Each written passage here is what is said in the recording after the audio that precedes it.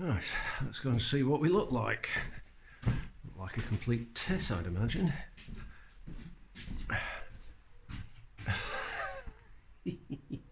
Oh, where are we? Ow, that's really uncomfortable. See, the lengths I go to for you people. Right.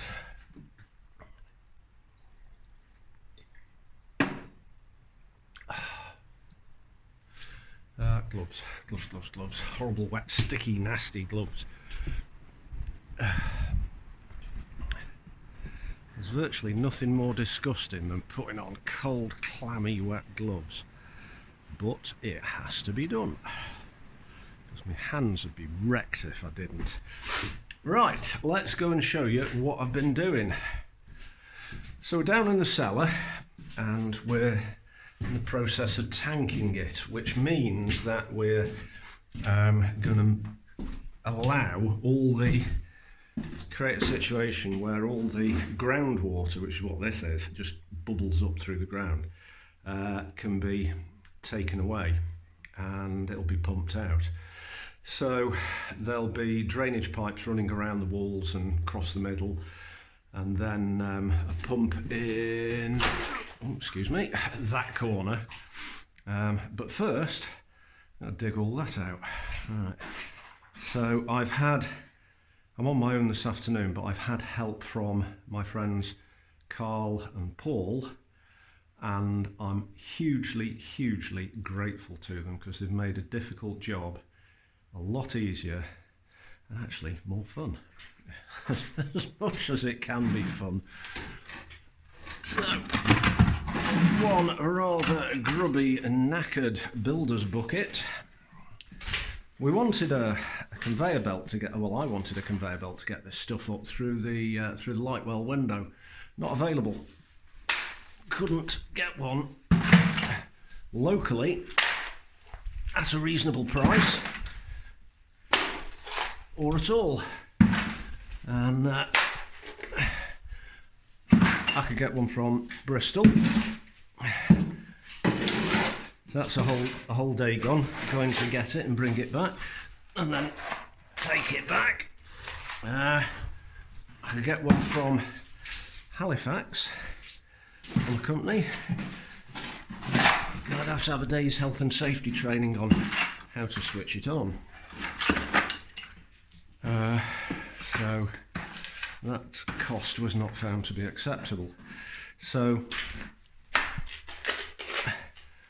for the cost of that, I can have a whole bunch of labourers.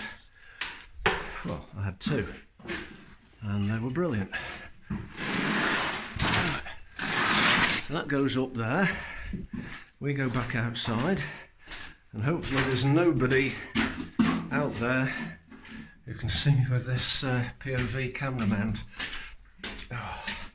What we didn't want to have to do it under any circumstances was have to bring it up there manually and carry it through the house. And it's bad enough just walking through, but to carry it up and out, absolutely not. So the situation we have, or the setup we have, is two pulleys. So if you remember your high school physics, if you've got two ropes, gives you a mechanical advantage of 2. So that 70 kilo bucket, as far as I'm pulling, is 35 kilos. And it always twists. There you go.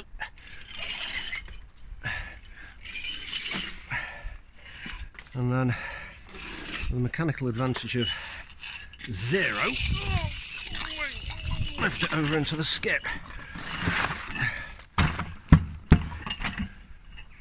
There is no easier way of doing this, unfortunately, that I can think of.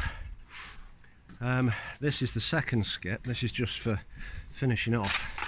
I had a 6 cubic yard skip here until lunchtime today. That's a nail, can't do anything with that. And I calculated that had about 9 tons on it. So There we go. Rinse and repeat till the job's done. So yeah, so by the time this is all out, probably 10-11 tons of muck has come up in that bucket, sort of I don't know, 35 kilos a pop. Ugh. And it's been hard work, I'll not lie, but as I am oft to say, it's not work, it's a workout. It's undoubtedly good cardio. Right. Keep the place rinsed off so that the neighbours don't have any cause for complaint. Right, so there we go, that's how all of that has come out of the cellar. And then those 2 bags of MOT, MOT type 1, 45mm to dust, limestone chippings. I don't know what we call that in the USA, but here it's known as MOT type 1. All that's got to go down the hole. At least I'll have gravity to help me. Right, there you go, that's what I've been getting up to. Good fun. Still smiling. Am I a winner? You bet. Oh, right, thanks very much for watching, and yeah, show you some more later.